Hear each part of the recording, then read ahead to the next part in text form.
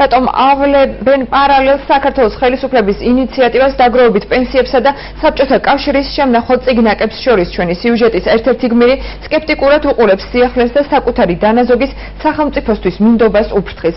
პროექტის რისკებზე ამახვილებენ ყურადღებას ეკონომიკის დარგის ექსპერტების დეტალები ჩვენს რეპორტაჟში. 91 წლის ლამარა მალაზონიას მუშაობის 30 წლიანი სტაჟი აქვს, თუმცა მისი პენსია სტანდარტულია და იგი 150 ლარს შეადგენს. ხანდაზმული უკვე წლებია პენსიის მომატებას ელოდება და ამბობს, რომ ქვეყნისთვის მუშაობა ნაკლებად დაუფასდა. დაგროვებით პენსიის ინიციატივას იგი ეჭვით უყურებს, რადგან ახსოვს, რომ საბჭოთა კავშირის დროს სალაროში შეტანილი დანაზოგი დღემდე არავის დაუბრუნებია.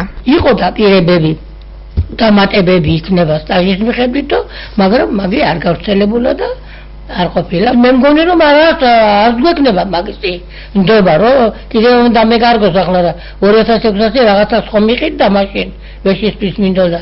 ხო და კიდე დამეკარგოს ახლა ნამდვილად არც გვაქვს არც ვაპირებთ შეტანას. დაგროვებითი პენსიის არსი, რომელზეც ახალი მთავრობა მუშაობს, საქართველოს ჯანდაცვის მინისტრმა შემდეგნაირად განმარტა.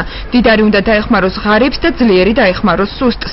ამჟამად დაგროვებით საპენსიო ფონდში თანხების მობილიზებისათვის საშემოსავლო გადასახადიდან საპენსიო ფონდში 5%-ის გადარიცხვის და ხელფასიდან დაქვითვის ვერსიები განიხილება. ნებისმიერი მოქალაქე მუშაობის პერიოდში, როდესაც აქტიურად მუშაობს, თავის საშემოსავლოდან ავტორიზებულ თანხის რაოდენობას გამოყოფს საპენსიო ფონდისათვის და მე რო კონდეს უკვე გარანტირებული მაღალი პენსია. უმცირესობის წევრები ინიციატივას ახალი ხელისუფლების წინა საარჩევნო ხრიკად აფასებენ. მიხეილ მჟავანაძის თქმით, დაგროვებითი პენსია შესაძლოა მოსახლეობას ზედმეტ ტვირთად დააწვეს. წინა საარჩევნო ხრიკი ალბათ მოსახლეობის მოსაწვევად, რომ საპენსიო პრობლემა გვარდება ქვეყანაში. გადასახადების შემცირება აღარ მოხდება და სახელმწიფო ნაწილიდან მოხდება მის დაგროვება, თუ არა საშემთხვევაში უნდა მოხდეს ხელფასიდან ჩამოჭრა ამ თანხისა, რომელიც მოსახლეობას კიდევ უფრო დაამძიმეს მათ მდგომარეობას. ექსპერტი პაატა შეშელიძე ინიციატივაში მხოლოდ რისკ ფაქტორებს ხედავს. მისი თქმით, ადამიანს უნდა ჰქონდეს არჩევანის უფლება, როგორ და სად გადაანაწილოს საკუთარი დანაზოგი.